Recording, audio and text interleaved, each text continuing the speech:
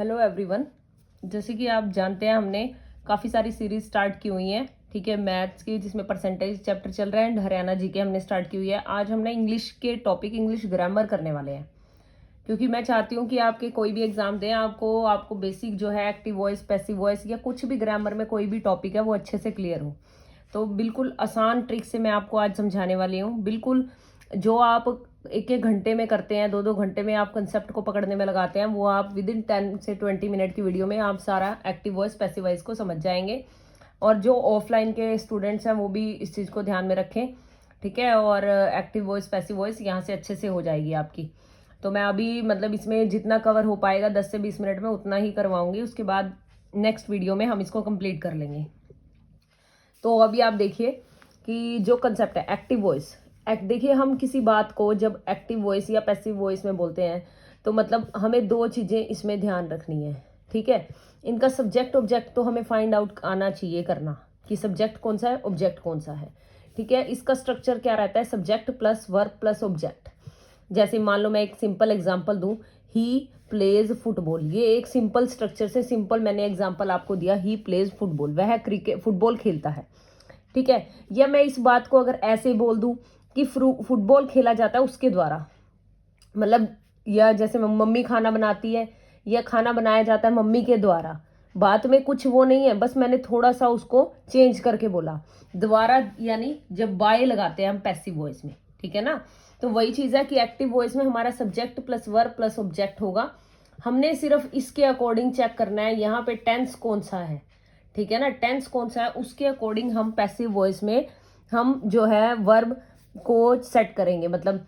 और हाँ, एक और बात, वर्ब हमेशा, आप कभी भी एक बात दिमाग में डालो, कभी भी आपके पास पैसिव वॉइस आए, आपको अगर 4 ऑप्शन दी गई है उसमें से पहले अगर आपको ये मतलब कि टिक करने का मेथड बताती हूँ, मान लो आपको 4 में से एक सेलेक्ट करना है, पहले आप क्या चेक करेंगे, वर्ब की थर्ड फॉर्म किस में है।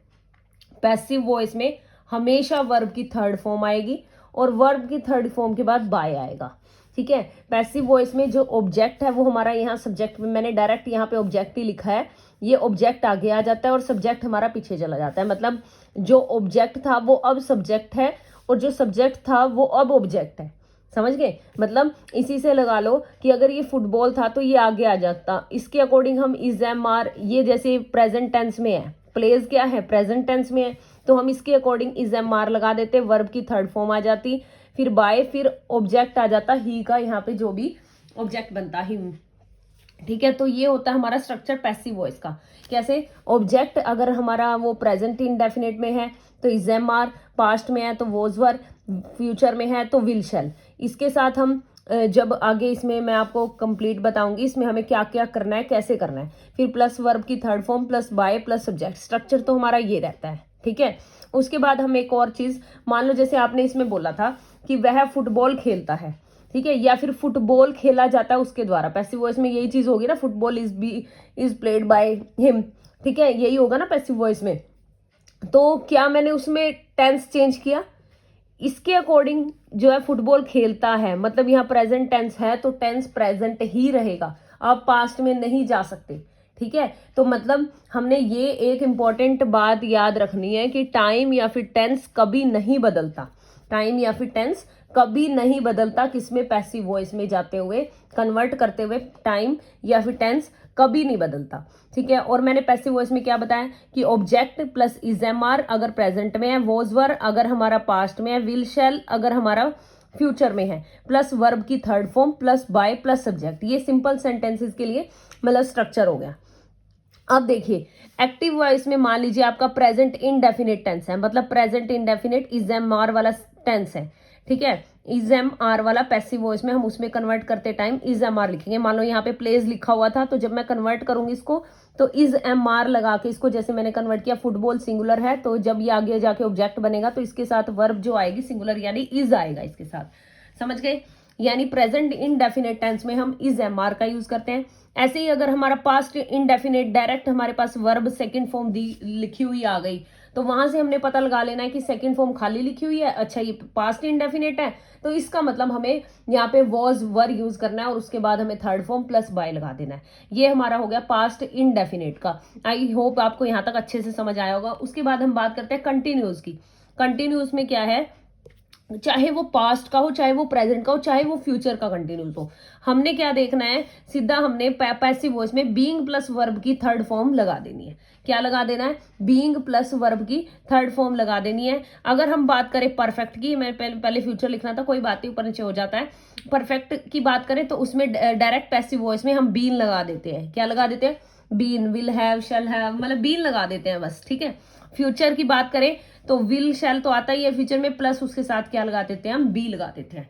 तो आई होप आपको ये चीज समझ आएगी कि प्रेजेंट में हम इज एम आर, पास्ट में हम वॉज वर, कंटिन्यूस में बीइंग प्लस वर्ब की, कंटिन्यूस कोई भी हो, परफेक्ट कोई भी हो, बीन लगा देंगे, future will shall plus be. तो ये हमारा बस इसी के ऊपर ही हमारे, यानी अगर आपने ये चीज आपको समझ आ गई ना कि कहाँ पे हमें क्या लगाना है, तब आप समझ जाएंगे कि आप एक्टिव वॉइस में कितना अंदर डीपली पढ़ लिया आपने। अभी जब हम इसके क्वेश्चंस को सॉल्व करेंगे, देखिए अब हम कन्वर्जन पढ़ते हैं। मान लीजिए आपको कन्वर्ट करना है एक्टिव वॉइस से पैसिव वॉइस में। देखिए एक टेंस दिया हुआ है, एक सेंटेंस दिया हुआ है यहाँ पे, the boys were playing cricket. अभी अभी मैंने बताया आपको चेक क्या करना है, आपको क्या चेक करना है, ये वर मतलब कि ये क्या है, पास्ट का टेंस है, और प्लेइंग लिखा हुआ है इसमें प्लेइंग यानी आईएनजी यूज किया हुआ है। जब भी हमारा ऐसा कंटिन्यूज का, ये पास्ट कंटिन्यूज का टेंस है, तो जब भी हमारा कंटिन्यूज का टेंस है, हमें ऑप्शन दी हुई है ये 4, हमें इसमें से सिलेक्ट करना है। मैंने अभी अभी बताया जब भी हमारा पास्ट कंटिन्यूज का वो टेंस होगा तो हमें बीइंग प्लस वर्ब की थर्ड फॉर्म दिखना चाहिए। आप एक क्वेश्चन को सिर्फ विद इन सेकेंड सॉल्व कर सकते हैं, आप कोई ऑप्शंस को नेग्लेक्ट करते जाइए। देखिए इसमें हैड बीन है, तो फर्स्ट ऑप्शन में हैड बीन है, तो ये हमारी ऑप्शन नहीं होगी, ठीक है। सेकंड में क्या हैज बीन है, मैंने तो अभी अभी आपको बताया कि भाई यहाँ पे वाज वर है प्लस आईएनजी है, तो इसका मतलब जो हमारी पैसिव वॉइस होगी उसमें हमारा बीइंग प्लस वर्ब की थर्ड फॉर्म होगा। आगे हम cricket was played by the boys, was कहाँ से आ गया, मैंने तो अभी आपको बताया वॉज तो आ जाएगा, पर प्लेड आपको बताया कि यहाँ पे तो बीइंग प्लस वर्ब की थर्ड फॉर्म होनी चाहिए। तो अब देखो, अब बीइंग प्लस वर्ब की थर्ड फॉर्म, तो ये हमारा आंसर जो है करेक्ट। अब हम इसको सॉल्व भी करते हैं, ठीक है, ये हमारा आंसर करेक्ट हो जाएगा। इतना तो हमें पता लग गया कि हमारा डी ऑप्शन जो है वो करेक्ट है। लेकिन आपको एक और चीज बताऊं, इसको सॉल्व कैसे करेंगे। ये था हमारा सब्जेक्ट, ठीक है, द बॉयज, यानी ये सब्जेक्ट है और ये हमारी वर्ब है, ठीक है, प्लस आईएनजी है, ये हेल्पिंग वर्ब है। उसके बाद ये क्रिकेट हमारा ऑब्जेक्ट है। तो मैंने क्या बताया था कि ये हमारा ऑब्जेक्ट जो है सब्जेक्ट बन जाता है, यानी क्रिकेट आगे आगे क्रिकेट, और क्रिकेट है सिंगुलर तो आ जाएगा वॉज, और प्लेइंग इसके लिए आता है बीइंग, क्योंकि मैंने बताया कि जब भी हमारा पास्ट कंटिन्यूज या प्रेजेंट कंटिन्यूज या फ्यूचर कंटिन्यूज में टेंस होगा तो हम बीइंग प्लस वर्ब की थर्ड फॉर्म लगाएंगे। तो हमने क्या लगाया, बीइंग प्लस वर्ब की थर्ड फॉर्म, प्ले की थर्ड फॉर्म प्लेड, प्लेड यानी थर्ड फॉर्म क्या है, प्लेड, और थर्ड फॉर्म के बाद क्या है हमारे सेंटेंस में, बाय, और फिर हम लगा देते हैं सब्जेक्ट, यानी जो कि ऑब्जेक्ट बन जाएगा द बॉयज। तो यहां से हमारा क्या बन गया, cricket was being played by the boys. अभी भी अगर किसी बच्चे को फिर भी डाउट है, वो बार बार 2 से 3 टाइम रिपीट कीजिए, जो मैंने स्टार्टिंग का इंट्रो दिया है इसमें, ठीक है, उससे आपको पता चल जाएगा कि हमें किसको आगे लाना है, किसको पीछे लेके जाना है। Got it. कई बच्चों को डायरेक्ट समझ नहीं आता, तो इसके लिए मैंने वीडियो इसलिए बनाई ताकि बच्चे जो है इसको एक बार में मेरा सुना हुआ बोलें, और मतलब बोला हुआ सुने, और उसको 2 से 3 बार जब आप इसको रिपीट करेंगे तो आपको ये टेंसेस अच्छे से समझ आ जाएंगे, ठीक है।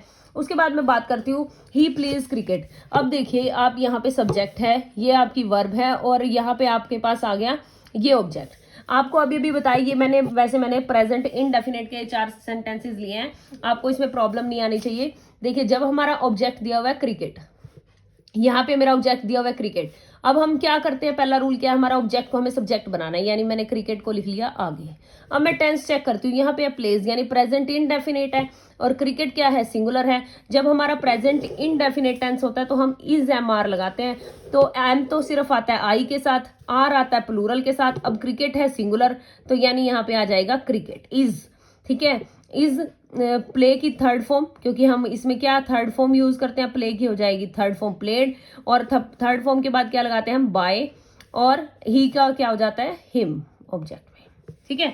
तो ये हमारा हो जाएगा cricket is played by him, ठीक है। क्रिकेट या तो ऐसे बोला जा रहा है, एक्टिव में कैसे बोला जाता है, वह क्रिकेट खेलता है, लेकिन क्रिकेट उसके द्वारा खेला जाता है, वो हमारा हो जाता है टेंस पैसिव वॉइस में, वो उसकी सेंस बन जाती है। फिर भी मैं आपको उस मेथड से भी समझाऊं कि सेंस कैसे बनती है। उसके बाद नेक्स्ट सेंटेंस में आ जाइए, माई ब्रदर टीच इंग्लिश, ये टीथ से एस लगा हुआ है, इसको ध्यान से देख लेना। टीथ है यानी कि प्रेजेंट इंडेफिनिट टेंस है, यानी इंग्लिश मेरा ऑब्जेक्ट हो गया, तो इंग्लिश को हम आगे ले आए, इसको मैंने बना दिया subject English.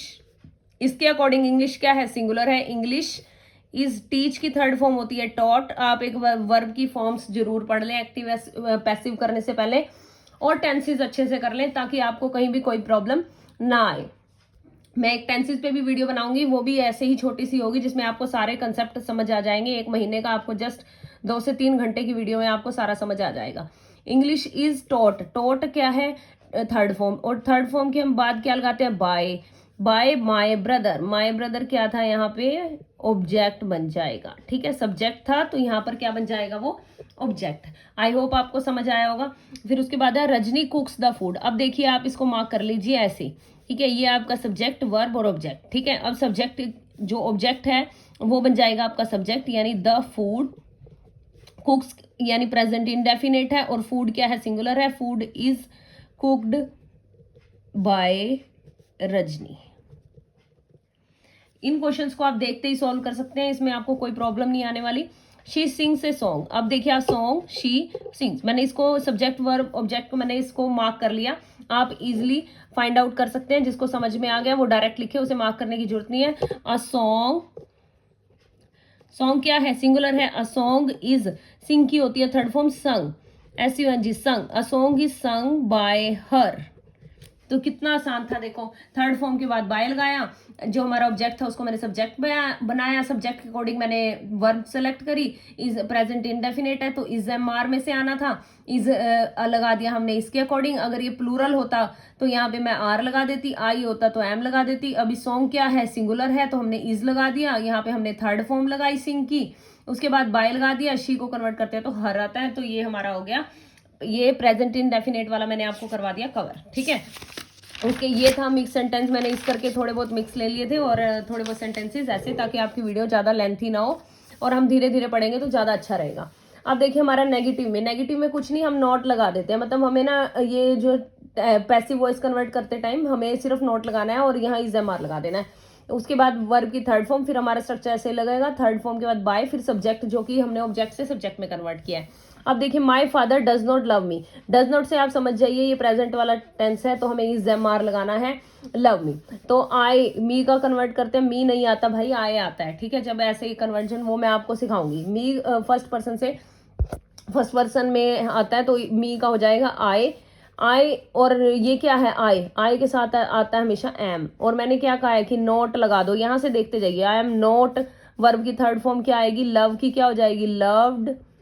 Loved third form के बाद क्या लिखा है, बाय, और सब्जेक्ट जो कि सब्जेक्ट लास्ट में आ गया, माय फादर। That's it. इतने आसान क्वेश्चन है, इसको आप इजिली 2 से 3 बार वीडियो देखेंगे, आपको करना आ जाएगा एकदम से। ये अब द फूड, द फूड, ये यहाँ पे क्या है, द फूड सिंगुलर है। इज, मैंने क्या कहा, इसके बाद नोट, कुक की थर्ड फॉर्म हो जाएगी कुक्ड, कुक्ड के बाद आ जाएगा बाय, हमारे टेंस के अकॉर्डिंग कि थर्ड फॉर्म के बाद बाय यूज करते हैं, और उसके बाद आ जाएगा शी का हो जाएगा हर। देखिए मैं जो हमें पता लगते जा रहे हैं उसको मैं बताती जाऊंगी। मी को हम चेंज करते हैं आई में, हम साथ साथ जो यू का यू ही रहता है, अगर शी दिया है उसको हम कन्वर्ट कर देते हैं हर में, या हर का हो जाता तो शी लिखते हैं हम, ठीक है। उसके बाद हम सिंपल इंटेरोगेटिव सेंटेंसेस जो कि आप देख रहे हैं, do you read the books, इसमें कुछ नहीं है। आप ऑब्जेक्ट को देखो, बुक ऑब्जेक्ट क्या है, द बुक्स, तो बुक्स के अकॉर्डिंग क्या आएगा, आर। क्वेश्चन की फॉर्म है तो हम क्वेश्चन की फॉर्म में ही बनाएंगे, इंटेरोगेटिव में ही बनाएंगे। आर द बुक्स, रीड की थर्ड फॉर्म रीड ही होती है, रीड बाय, रेड बाय, बोलते रेड है बट रीड ही लिखा जाता है, बाय यू, ठीक है। Are the books read by you, ठीक है। तो इसको हम कन्वर्ट किया तो हमने यू का यू ही रखा। उसके बाद है does the teacher love the students, तो स्टूडेंट्स के अकॉर्डिंग क्या आएगा, are the students loved by the teacher. समझे, हमने देखी, ध्यान से देखो आप सारे सेंटेंसेस में, हमने किसी भी सेंटेंस में हमने टेंस चेंज नहीं किया है, हमने इस क्वेश्चन को देखा, हमने एक्टिव वॉइस को देखा, एक्टिव वॉइस से जब हमने पैसिव में कन्वर्ट किया उसमें हमने देखा कि क्वेश्चन में क्या दिया हुआ है, हमारा डू दिया हुआ है, इसका मतलब वो प्रेजेंट का इंटेरोगेटिव सेंटेंस है, ठीक है, और हमें वहां पे इज एम आर यूज करना है, तो और इज एम आर यूज करके हम आर के इसके अकॉर्डिंग लगाएंगे, ऑब्जेक्ट के अकॉर्डिंग जो सब्जेक्ट बनेगा हमारा, अगर वो प्लूरल है तो हमने उसके अकॉर्डिंग आर लगा दिया, फिर हम अपने ऑब्जेक्ट को आगे ले आए, वो सब्जेक्ट बन गया, फिर हमने उसकी थर्ड फॉर्म लगा दी वर्ब की, ठीक है, रीड की थर्ड फॉर्म रीड ही होती है, रेड बोला जाता है बट रीड ही होती है, बाय लगा दिया थर्ड फॉर्म के बाद, और फिर हमने लगा दिया अपना ऑब्जेक्ट जो कि सब्जेक्ट हमारा पीछे आ गया था, ठीक है। तो यहाँ पे हमारा एक्टिव वॉइस का एक पोर्शन लगभग हमने खत्म कर लिया है। मतलब आपको इसमें समझने वाली क्या चीज थी कि कहाँ पे हमें क्या लगाना है, कहाँ पे हमें, ये वाला जो पेज था ना ये काफी इंपॉर्टेंट है, इसमें आपको पता होना चाहिए कि अगर कोई प्रेजेंट का टेंस है वो हमारा इज एम आर, पास्ट का है वॉज वर्ब, कंटिन्यूस का है बीइंग प्लस वर्ब की थर्ड फॉर्म, परफेक्ट का है बीन, फ्यूचर का है विल शैल बी। तो आपको इसमें कोई भी प्रॉब्लम नहीं आने वाली है, आप जस्ट रिवाइज करिए बार बार, तो आप अच्छे से कर लेंगे। Thank you so much for watching.